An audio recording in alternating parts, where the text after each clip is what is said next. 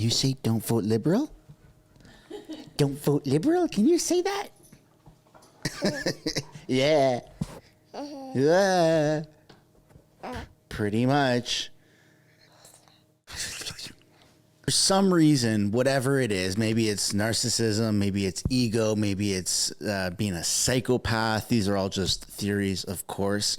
We don't know why Justin Trudeau is so against meeting the defense budget that all countries in NATO are required to meet. Not optional, not, well, it's out there if you want to spend more money, required to meet. Welcome back to another video, everybody. Today we're taking a look at how Justin Trudeau is pissing off NATO, and he's been doing this for quite some time now. I think at least a few years, where he just doesn't have the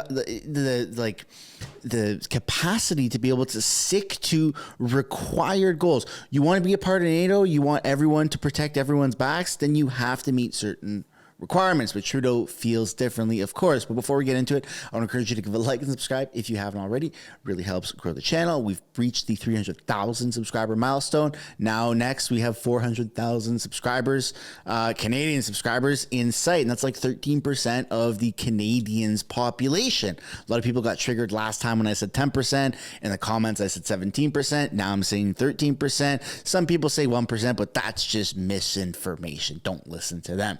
Okay, without further ado, let's take a look at what the Canadian defense requirement is, or every requirement for NATO. So fiscal year 2021-2022, Canada spent 1.32% of its GDP on defense. Canada is the sixth largest contributor to NATO's common funded budget. Canada spent 13.7% of defense spending on major equipment in 2021-2022, which pretty much all went to Ukraine. Now, the required amount is 2% of a country's GDP. Here's what Justin Trudeau has to say when he's confronted at this press conference at the NATO summit about, hey man, we think that you're kind of screwing over NATO and it's not a good look. And kudos to the press for actually asking a question the way that they do. Like, they're not that easy on Trudeau anymore, which is much appreciated. It makes for great content, of course. The cynic in me thinks that we timed that announcement in Latvia so that if you got asked here about defense spending, you'll say, oh, look what we just announced in Latvia. So I'm hoping we've heard you on Latvia. You've mentioned it a lot in the last couple of days. But no prime minister, I think my friend Murray Brewster said Brian Mulroney was the last to spend 2% of defense. If you look at the fiscal reference tables, it was your dad who was the last to spend 2% of defense. Conservative or liberal, what is it about Canadian political culture that it just does not seem to be a priority for any government? Yours, it hasn't been. That smirk, I hate that smirk so much. Just shows that he's like, yeah. I'm gonna destroy your question with a non-answer. It wasn't for Stephen Harper's, wasn't for Paul Martin's, wasn't for John Chrétien. Why are we such free riders? Canadian. First of all, this woman's face right here when the press said, why are we such free riders? Look at her face. She thinks that he is scum of the earth for asking that question. Canadian soldiers and members of the Canadian forces serving around the world in various NATO theaters, or support to the UN or supports for allies, are in high demand. We show up with capacities and abilities that contribute wherever we go to a larger than expected impact. We need to continue to ensure that members of the Canadian Armed Forces have the equipment, the resources, the numbers to be able to have the impact that Canadians expect us to have and that our allies from around the world expect us to have.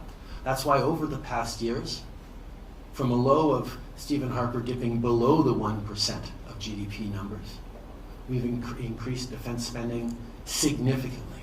We're now behind only the US and Germany in terms of real new dollars invested in defense since 2014, according to NATO's own calculations.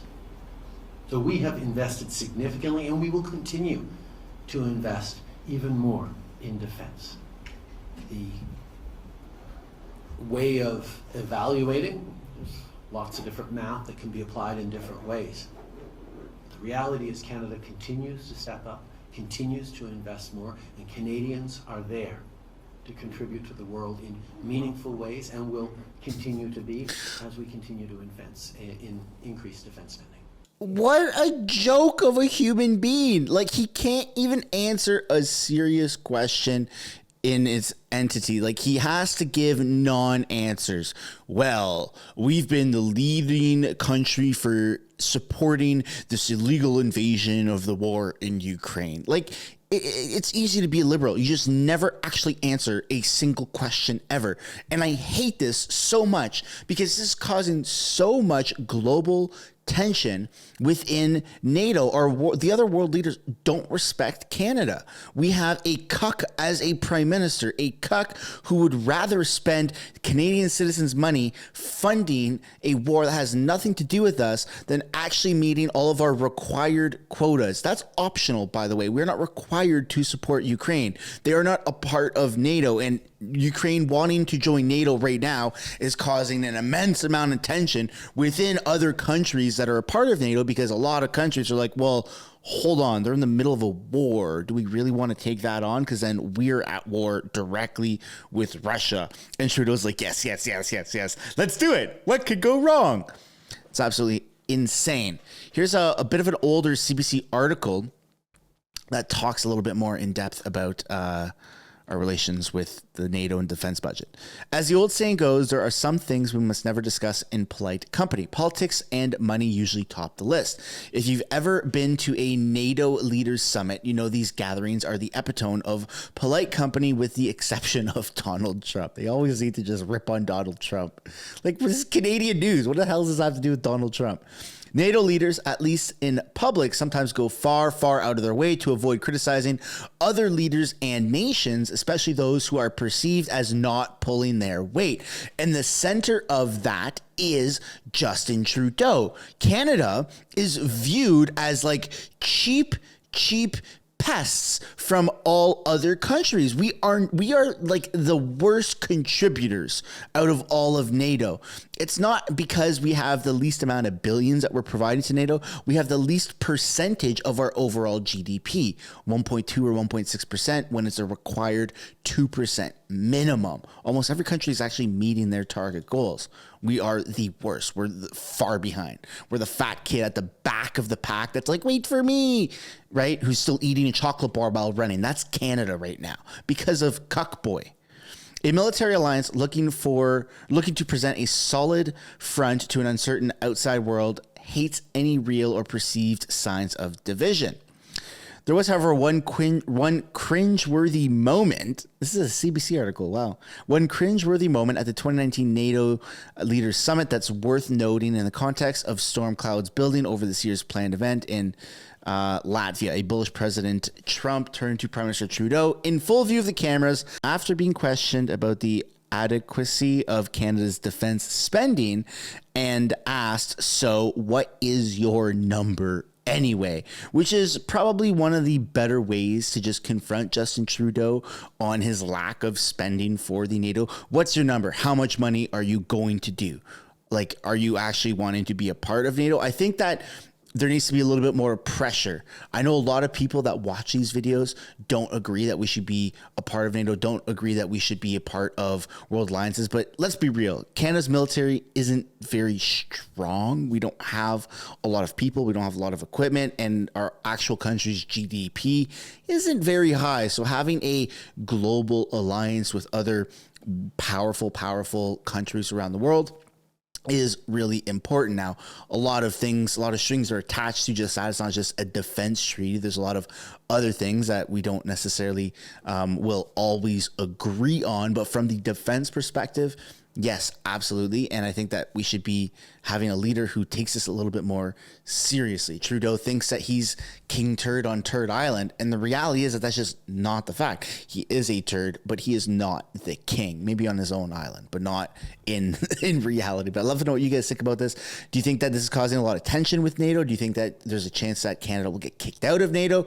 Personally, I think that yeah, I think that Canada really does have a chance of getting kicked out of NATO if we continue to fail to meet our required financial obligations. It's not a good look. And how long until people are like, hey, we're tired of footing your bill, because money does drive a wedge between countries, and this could cause a massive tiff. So all the more reason to vote Trudeau the hell out of here and get somebody more responsible in.